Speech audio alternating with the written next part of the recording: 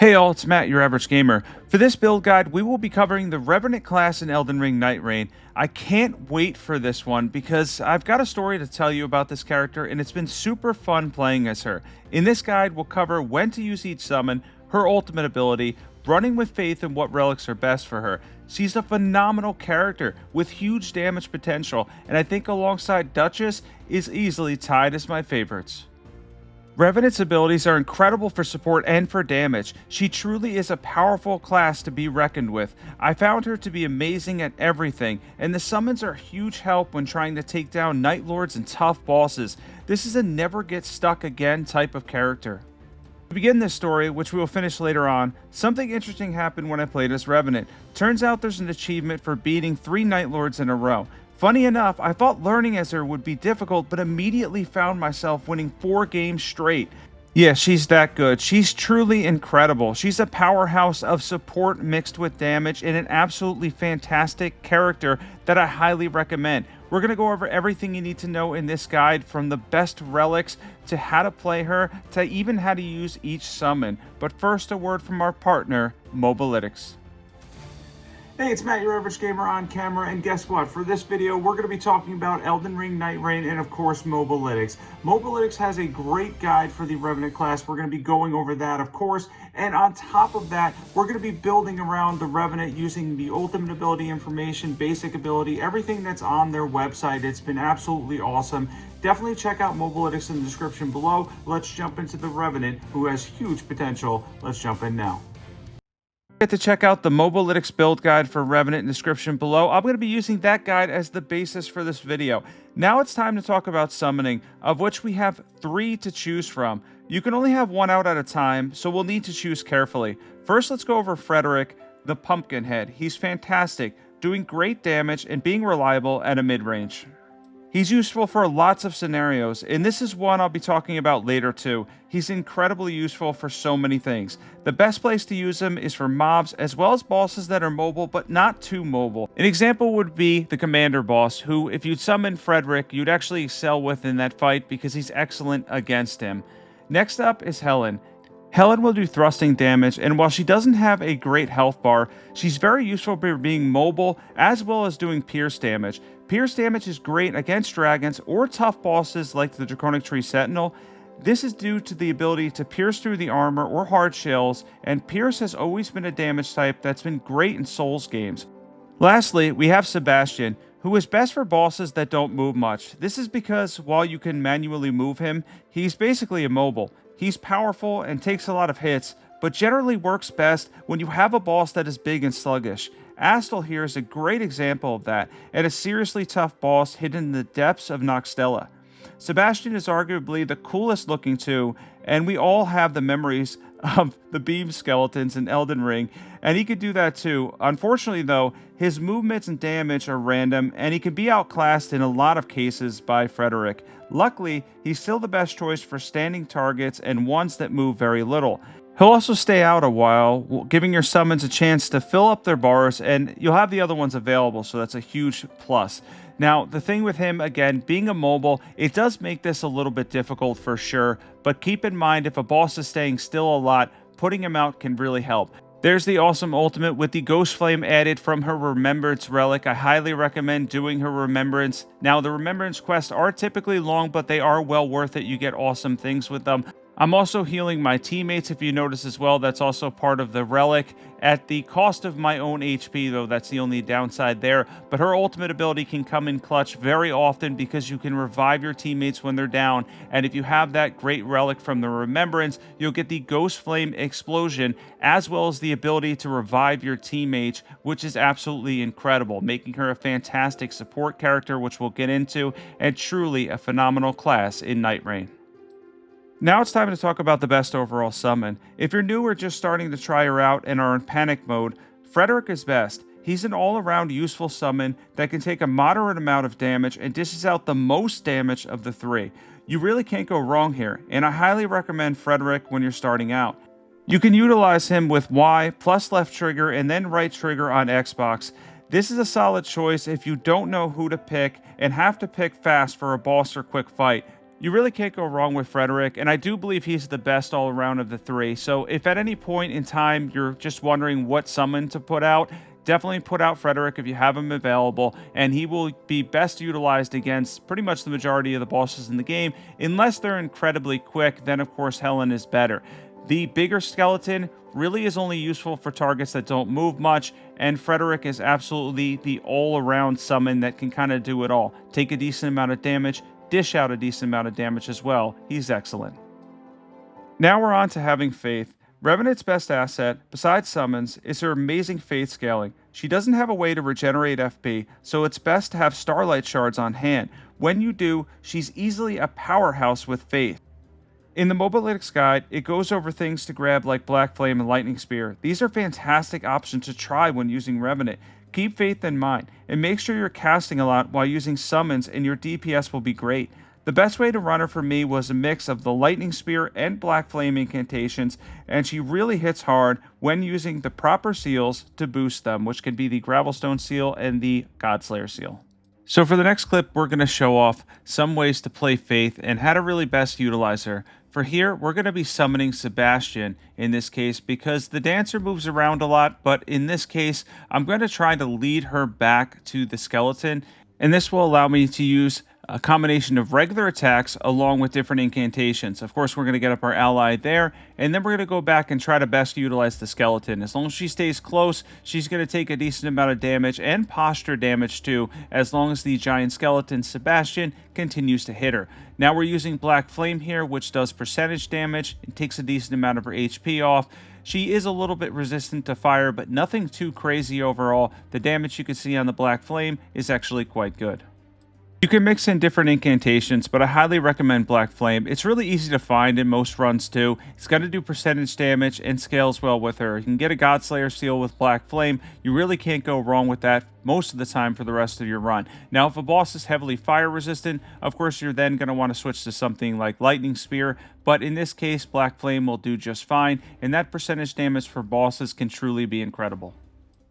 Two talismans I would look out for is the Godfrey icon, which will boost chargeable incantations, as well as the Fire Scorpion charms. They would be great assets for her. And of course, you could also go with the Lightning Scorpion charm as well, if you're running Lightning Spear, to boost that damage too. We both go down here. We do end up getting back up and winning this fight ultimately. The dancer is pretty difficult overall, but as Revenant, I felt comfortable during most of my runs, and I ended up getting a lot of wins as her. She really is very good. We're going to use the ultimate ability there to get up our other ally, heal them up, finish this fight, and of course, end it by doing whatever we can do at this point, because we are out of FP now. That's one downside to Revenant, but of course, that's not going to matter too much because we can still get in regular hits and of course, summon as well. I want to mention real quick before the next clip, if you're not subscribed to my channel and you want more informative guides and build videos, be sure to hit the subscribe button. Don't forget to like and share. I'm really appreciating the feedback I'm getting on these videos and honestly can't wait to do more.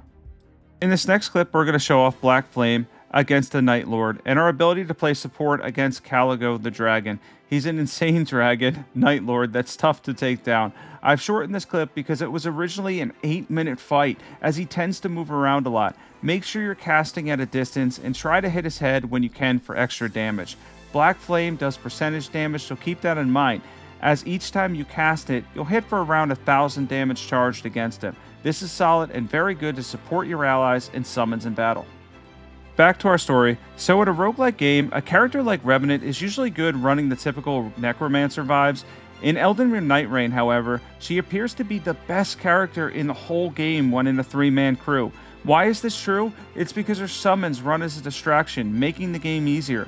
Her ultimate can revive and heal your entire team, and on top of that, she can run Faith as good as anyone else. Covered 7 of the 8 characters, and the only one that comes close to this easy for an average player like myself is Iron Eye. I felt immediately comfortable knowing that I could constantly play it safe while having one of 3 available summons out. I won nearly every match I was in. She's incredible, and I highly recommend it if you're struggling at Nightreign to pick her, and you'd be an immediate asset to your team. I do believe this is the single easiest character to run as, and you're a lot less likely to be knocked or be a burden on your team, with the only comparable support being Raider in that regard. Revenant was truly a blast to play as. Time literally flew by. and if you haven't played as her, you're in for a hell of a fun time. Also, if you're getting some Nightreign fatigue, and I know a couple people have questions about the longevity of the game, I hope they update and add more to it. I know From Software doesn't have the best history with adding things to games, but ultimately we are getting at least one DLC, and soon we are going to be getting a third phase for the majority of Nightlords as well. I think Revenant is going to be the perfect class to support your team for that too, and I cannot wait for that. In the meantime though, if you haven't checked out all of the characters, I highly recommend Revenant. Revenant is truly incredible to play as, so much fun. The summons, having the ability to get that distraction and play the way you want to play is excellent, and she does that perfectly, better than anyone else in my opinion.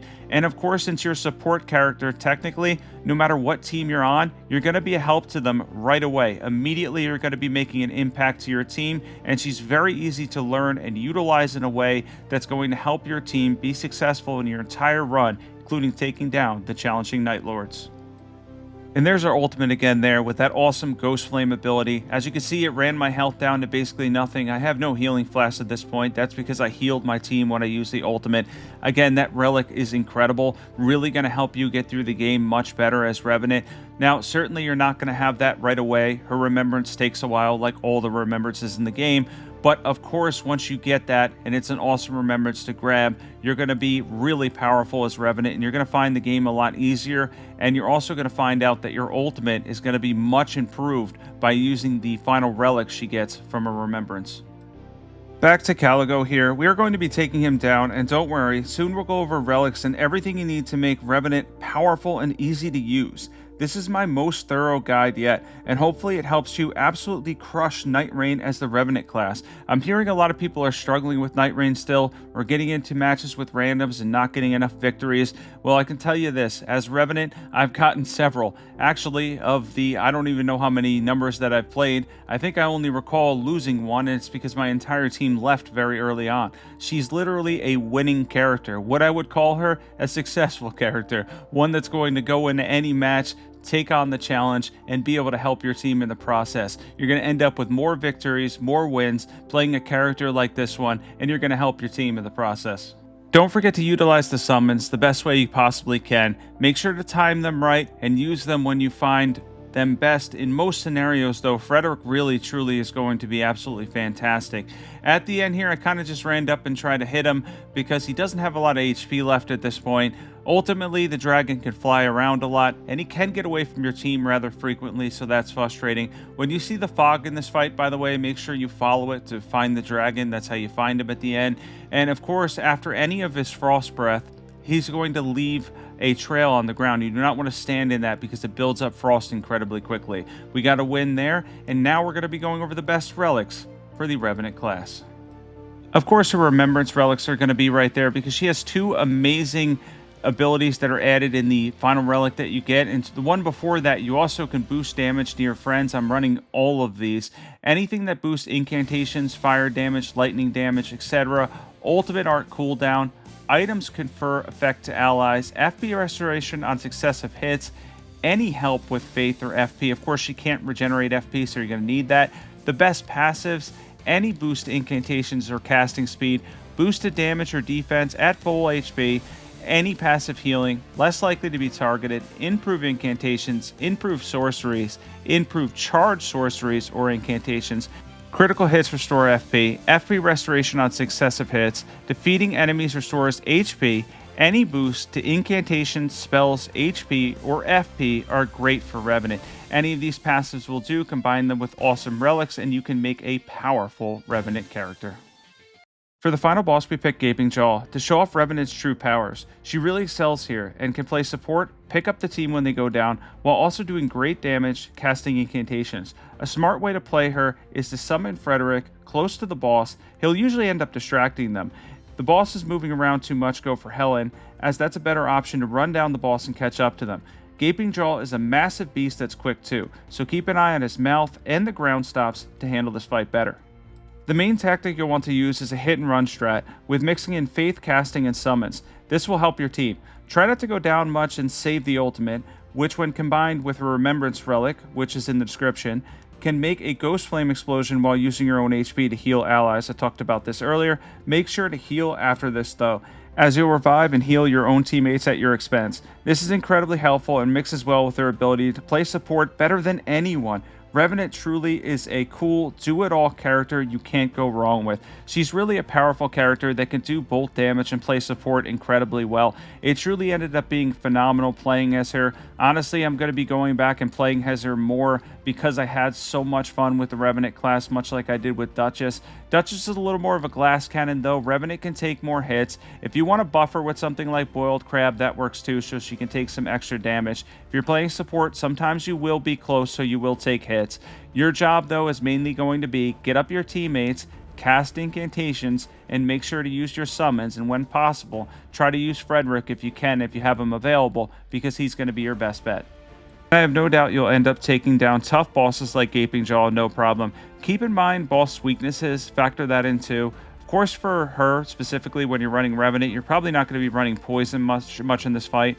But if you have the ability to use anything that does Frost, he's weak to that too. Gaping Jaw takes excellent Frost damage as well as Poison damage. If you're in a co-op group like together and you can pick your team composition, make sure somebody has Poison and Frost. If they don't, maybe you can run it as her or find an incantation, for instance, Frozen Lightning Spear, something like that, that can do Frost build up and damage, because that really is good against him, and it can even slow down his phase 2. If you're struggling with Gaping Jaw, Frost is excellent in phase 2 of this fight. Also, keep in mind that as you're casting, try to run down your FP completely before you go for melee, and then at the end of the fight, you can run in and get your hits in and whatnot. And of course, upgrade her main weapon to purple. Don't forget the guaranteed purple weapon that's in the caves. Make sure you grab that on run so you can upgrade her main weapon all the way to purple. That way, if you run out of FP, you can switch back to your main weapon and still do solid damage. And those are my strategies for Revenant ultimately. I hope this guide helps you play as her, and hopefully your character build gets much better after this guide. I took a lot of time to learn her, more than a dozen hours or so, and I had a lot of fun in the process, won a lot of games as her, and probably more than anyone else. I wasn't just saying that, like, it is the truth in that regard. Like, I found her very easy and very helpful to my teammates. It was absolutely fantastic playing as her. Now, again, we're going to back off here. We're going to use the rest of our FP. Of course, if you don't have any Starlight Shards, make sure to stack them up as the journey goes on. I didn't do that this round. That's probably one of the few regrets I have. And then try to run that FP down, get in your regular hits, and you're going to be taking down Nightlords left and right. Especially if you have good team composition with her. If you can find somebody else that wants to play as somebody like, I don't know, say Wilder and an Iron Eye or something like that, you'll probably run a good team. In this case, we have Raider and Iron Eye. That also works really well too. That's it for this guide. Don't forget to subscribe, as well as check out the Mobalytics build guide for this video. It's linked below and has a ton of information on the Revenant class. This is my second favorite, and Duchess may have to move over soon, because she's a blast to play as, and I've gotten more wins as her in a row than anyone else. It's actually not even close. Pick up Revenant, as well as her Remembrance Relics, and you'll be cruising through Elden Ring Nightreign in no time. At the end, I'm showing off my exact relics that I run. Hopefully this is helpful for you guys. I hope to see you in my next build video. I cannot wait to cover more characters. I have Recluse next, and then probably advanced guides for each character. I really can't wait for that. And of course, as always, I hope everybody has a great day, and I'll catch you in the next build video.